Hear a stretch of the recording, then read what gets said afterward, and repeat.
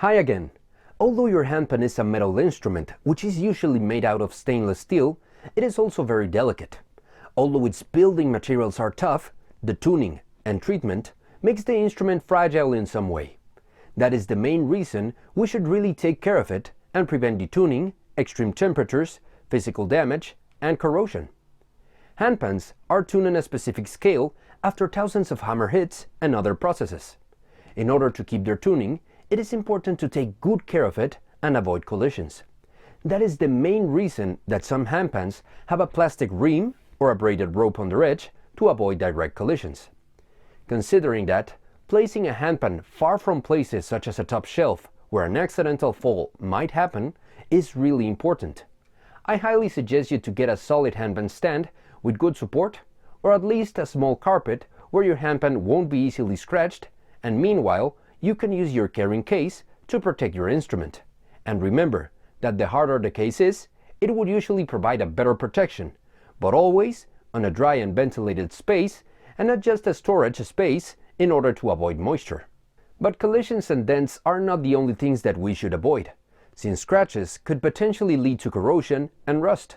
Taking that into consideration, leaving our instrument on a hard flat surface, such as a tile floor, gravel outdoors, or even the ground is not a great idea.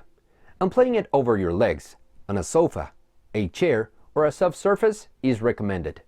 Being that the case, we should always avoid resting our handpan with the ding or center note on the bottom, and better placing the goo, which is the hole at the bottom shell, instead over the floor. Using our fingernails or jewelry such as bracelets, rings, or watches while playing our handpan is also not the best idea, since they can scratch the handpan treatment and therefore leave a space for rust to form easier on the surface. And talking about moisture, it is also known that handpans don't play well with water, moisture, and humidity, since they can lead to rust and corrosion as well.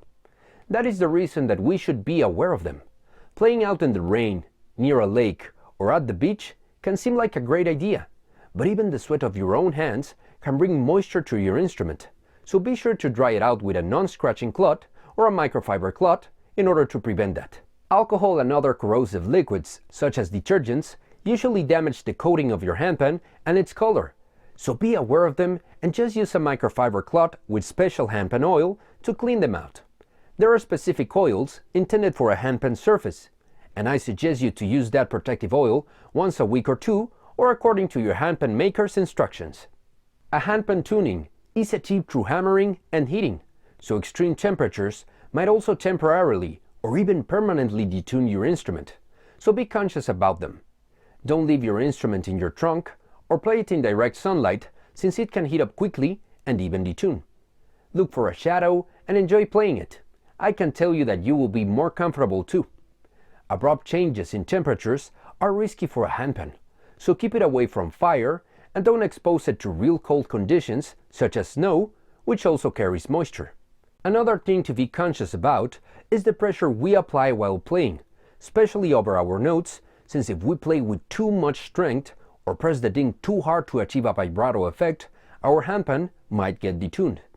Some handpan makers include some mallets, which is great, but they are intended to check out the tuning rather than playing with them, since too much strength with them over our instrument might also ruin its tuning, since they are fine-tuned with similar instruments.